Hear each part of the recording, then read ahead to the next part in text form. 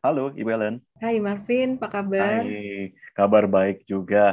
Bu Ellen, boleh dong di-share untuk teman-teman semua yang ada di sini. Sebenarnya kita tuh penasaran, apa saja sih sebenarnya tantangan umum yang paling dialami untuk para pemula ketika akan mulai berinvestasi saham di awal? Ya, jadi tantangan investor atau trader pemula ketika berinvestasi saham itu sebenarnya greed ya. Jadi ketika pasar saham mulai naik-naik seperti ini dan juga seperti di akhir tahun 2020 kemarin, banyak orang kan ngelihat cuannya aja, jadi pengen Nah, cepat kaya. Nah, kemudian tantangan yang kedua adalah herd trading. Herd trading itu artinya ya ngikutin aja orang lain seperti yang tadi dipaparkan oleh Bu Verita di awal ya. Jadi banyak orang tuh males untuk cari tahu sebenarnya alasan yang tepat apa sih untuk pengambilan keputusan ini. Tapi cari gampangnya ikut-ikutan gitu. Jadi gampang banget ngikutin si A si B yang mereka sebenarnya ya sah-sah aja mengutarakan pendapatnya, saya suka saham ini. Tapi yang salah adalah yang ngikutin tidak mencari alasan di balik pengambilan keputusan itu. Jadi ngikut aja.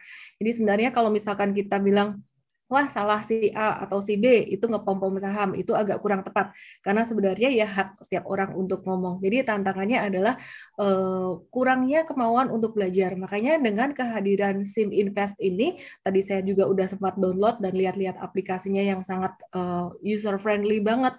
Ini akan sangat membantu sekali teman-teman investor pemula untuk belajar gitu. oke. Sebenarnya kalau kita bicara soal basic skill apa sih yang harus dimiliki oleh setiap investor pemula?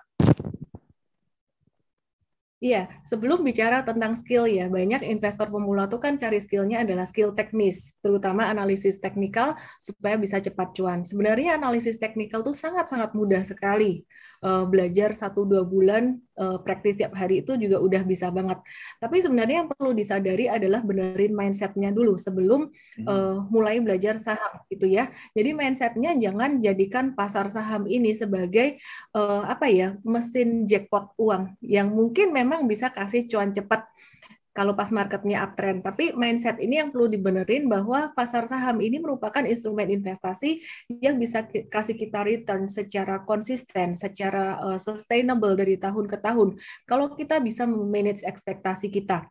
Jadi sebelum kita manage resiko, manage ekspektasinya dulu gitu. Karena dengan ekspektasi yang tidak terlalu tinggi ke pasar saham ini, maka kita bisa lebih fokus pada proses belajarnya dan kemudian bisa membatasi resiko itu dengan nyaman. Sebagai contoh, ketika kemarin saham-saham batubara udah rally tinggi, itu banyak yang susah di seperti saya teringat saham Antam di Januari 2021, bukan salah sahamnya sebenarnya, tapi emosi manusia yang mengejar gain kayak ini ya di film Squid Game yang lagi rame ya. Yes. Jadi dikasih reward gede, kemudian dikasih juga fear-nya. Jadi kalau nggak ikut bakalan mati, kalau nggak ikut di dunia luar bakalan ditagih hutang dan dibunuh juga oleh rentenir. Di sini sama ketika kita berinvestasi saham, kadang-kadang dimainkan oleh fear and greed. Greed-nya mungkin supaya dapat uang gede. Nah, kita nggak tahu problem orang ini di luar tuh apa. Dia punya utang atau apa, sehingga dia pengen dapat cuan besar untuk menyelesaikan permasalahannya. Nah, pasar saham nggak bisa digituin. Jadi mindset di awal tuh harus benar-benar nyantai. Ketika masuk ke saham, investasi saham ini nyantai, maka kita mau ambil keputusan, baik beli berapa banyak, position sizing, mau profit taking, ataupun stop loss, itu benar-benar objektif sesuai dengan peluang yang ada di market. Jadi bukan dipaksakan.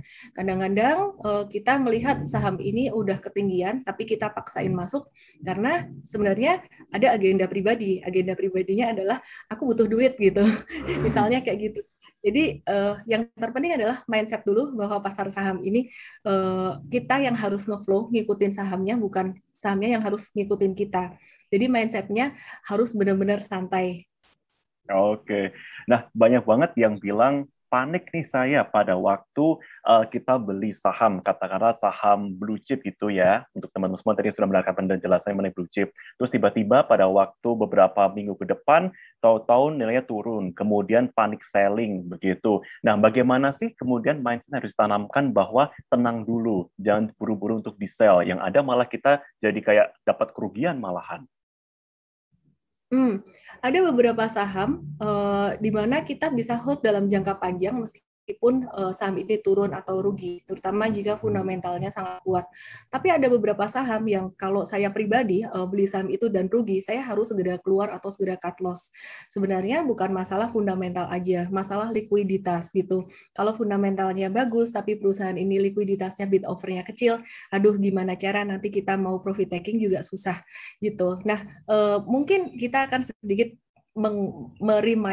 rewind saham-saham old economy yang beberapa waktu yang lalu sempat dalam tanda kutip itu dibully oleh teman-teman investor retail. Ketika saya Instagram live itu semua pada bilang kayak saya mungkin sebutkan beberapa emiten, disclaimer juga ini bukan rekomendasi, seperti contohnya ICBP, Indofood, Unilever dan kawan-kawan. Sempat Telkom pun pada tahun 2020 bulan Oktober, November itu juga teman-teman investor retail tuh kayak bilang, wah percuma nih saham blue chip, nggak ada guna masuk ke saham blue chip gitu. Tapi kita lihat hari ini Unilever tuh naik tinggi sekali, berapa persen ya, lebih dari 10% tadi sepertinya. Dan kalau saya perhatikan memang timingnya sekarang memang menarik, valuasinya benar-benar murah dibandingkan tahun-tahun sebelumnya dan mulai ada reopening ekonomi. Nah, jadi buat teman-teman yang nyangkut pada saham-saham yang fundamentalnya bagus, nah teman-teman nggak usah terlalu khawatir. Seiring dengan perbaikan perekonomian, ini pasti juga akan ada recovery. Yang bahaya adalah kalau nyangkutnya pada emiten-emiten yang likuiditasnya tuh mungkin nggak ada, bid offer-nya nggak ada, secara fundamental apalagi masih benar-benar struggle gitu. Jadi istilah kata kalau fokus fundamental, harga saham turun-turun dikit, nggak apa-apa lah.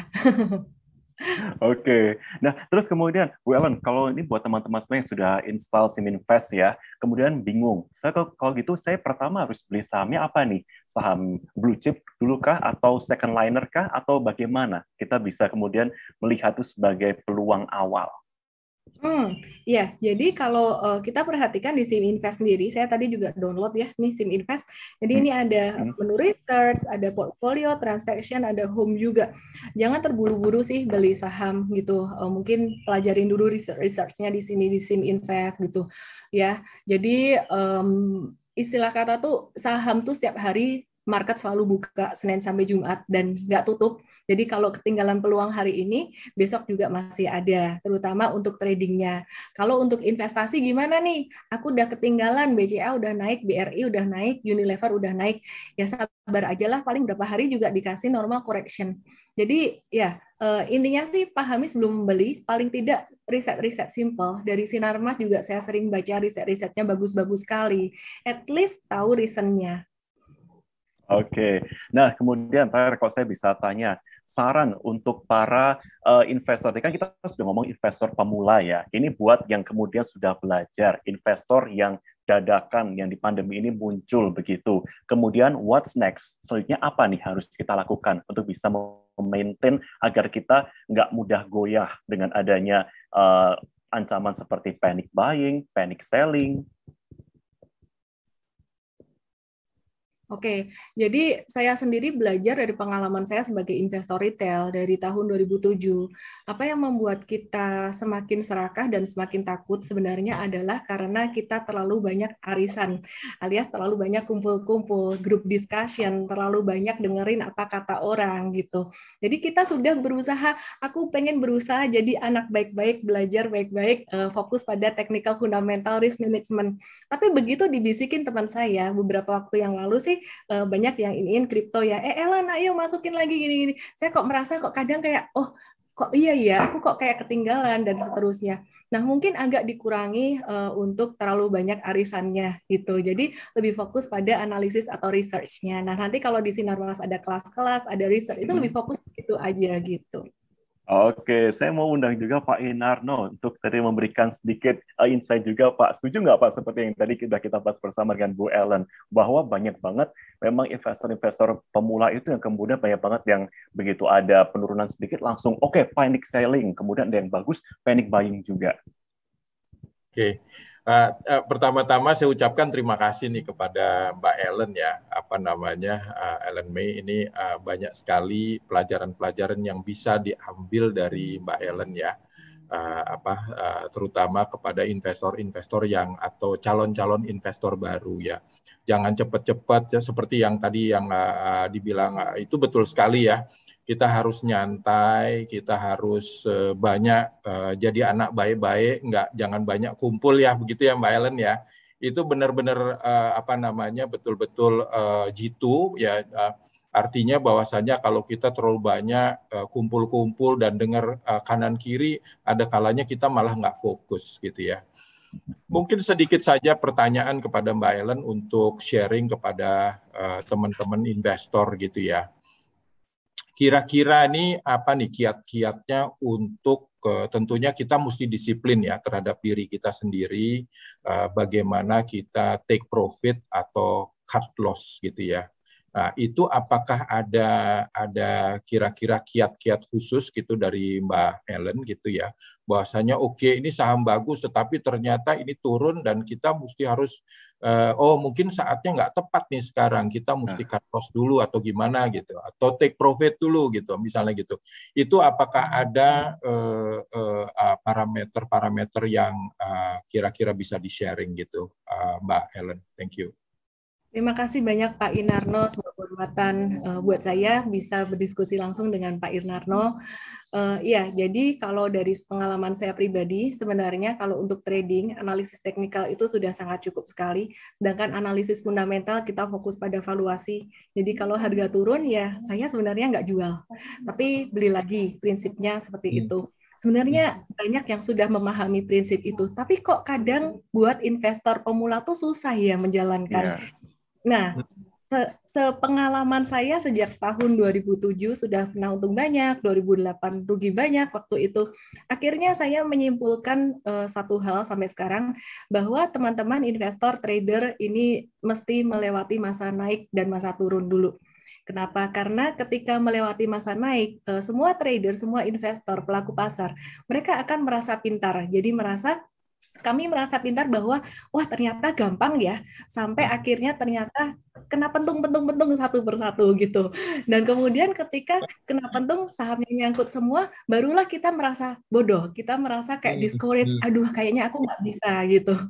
Jadi ketika sudah melewati dua masa euforia, serakah, dan kemudian dididik oleh market untuk kita punya kerendahan hati buat belajar, kita menjadi semakin objektif. Nanti untung lagi, akhirnya kita bisa mengambil kesimpulan bahwa oke, kendali itu bukan pada saya, tapi kendali itu pada market. Yang bisa kita lakukan adalah membatasi resiko. Nah, dari situlah sebenarnya saya belajar the beauty of the stock market, the capital market, bahwa selama sekitaran 14 tahun ini di capital market, kita tuh diajarkan bahwa ada hal yang kita bisa kontrol dan tidak bisa kita kontrol, dan kita mesti menjadi fleksibel, dan disinilah kita mulai belajar untuk rendah hati.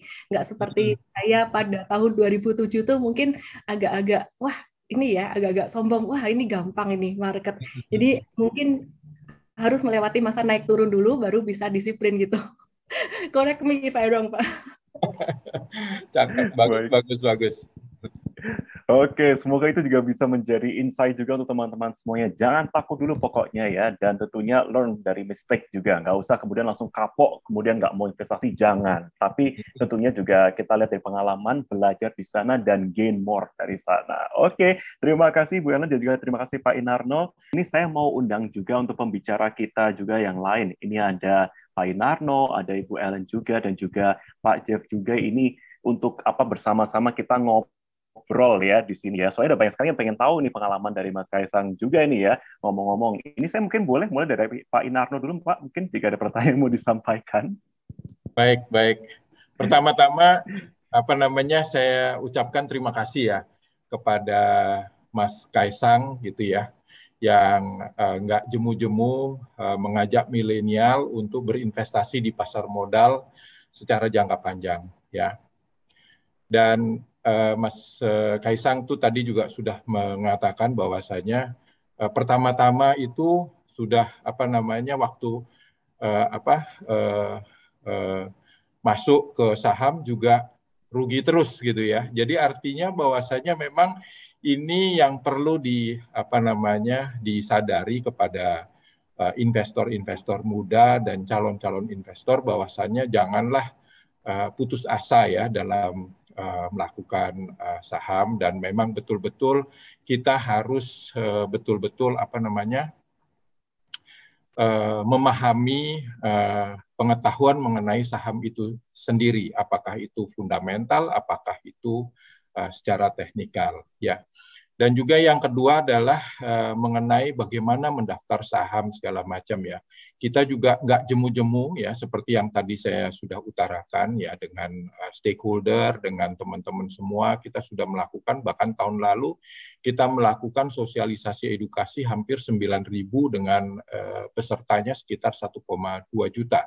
Dan sampai bulan Agustus kemarin 6.000. Nah ini memang kita nggak bisa bekerja sendiri ya, kita tidak bisa bergerak sendiri. Saya butuh bantuan seperti teman-teman semua, Mbak Ellen, Mas Kaisang, dan teman-teman semua gitu ya. Dan tentunya kita juga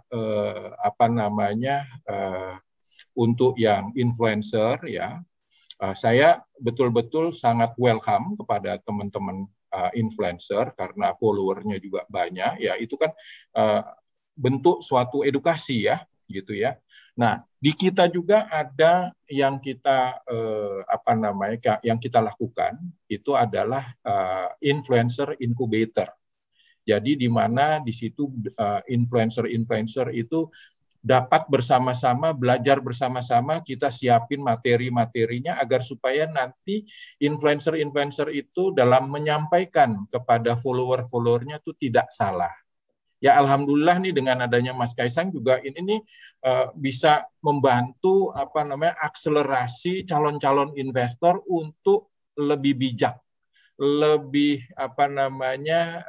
lebih bijak, lebih sabar, lebih jadinya mudah-mudahan itu kita, kalau kita bisa bareng-bareng sama-sama, itu akan sangat bagus sekali gitu ya. Jadi itu aja mungkin komen saya, dan saya mengajak kepada para yang punya follower untuk ayo kita bantu agar supaya investor-investor, calon investor kita dapat lebih bijak dalam berinvestasi, tidak hanya ikut-ikutan gitu ya. Itu yang paling penting dalam hal ini. Gitu mungkin itu aja dari Mas Martin. Terima kasih Mbak Ellen dan Mas Kaisang. Thank you. Selanjutnya, saya undang kepada Bu Ellen, mungkin yang menyampaikan mengenai insight dari diskusi kita pada hari ini. Sebenarnya apa sih yang menarik yang juga disampaikan kepada para investor-investor muda, pemula ini? Ya, jadi tadi belajar dari pengalaman ya, dari cerita Mas Kaisang juga, dari pemaparan Pak Inarno. Saya punya satu pelajaran penting ketika saya belajar dari awal sampai sekarang ini, bahwa tidak ada sesuatu dalam hidup ini tuh yang sempurna. Kita semua melakukan kesalahan. We all make mistakes dari awal. Tadi Mas Kaisang bilang, aku di awal rugi terus. Nah, kalau saya di awal justru untung terus kemudian jadi sombong. Istilah kata tuh sombong tuh kayak, wah aku tuh nggak mungkin deh sampai nyangkut gitu. Baru 2008 tuh saya kayak dikebukin sampai tangan saya dingin, sampai pintu diketok juga nggak saya bukain. Itu benar-benar drama banget gitu. We all make mistakes, ada naik turun dalam hidup ini termasuk dalam investasi. Tapi masa iya sih kita takut dengan risiko sampai kita tidak melangkah? Saya belajar banyak dari buku Pak William Suryajaya, pendiri Astra International. Salah satu kunci keberhasilan beliau adalah berani melangkah, berani untuk mengambil risiko. Mungkin di sini yang perlu saya tambahkan adalah risiko yang terukur gitu. Jadi risiko yang terukur tuh dimulai dari ya kita investasi dengan uang dingin, itu dulu yang pertama. Kemudian diversifikasi, beli saham dengan nominal yang sama, mungkin ini udah agak teknis, tapi intinya adalah dimulai dari uang dingin. Kemarin ketika saya Instagram Live, ada yang bilang, aku tuh bosan dibilang uang dingin terus. Lalu saya jawab, ya uang panas juga nggak apa-apa, karepmu orang duit-duitmu gitu. Kalau sampai merasakan akibatnya ya nggak apa-apa gitu loh. Tapi yang jelas dalam investasi, kita harus balance, jangan sampai takut salah sampai kita tidak melangkah.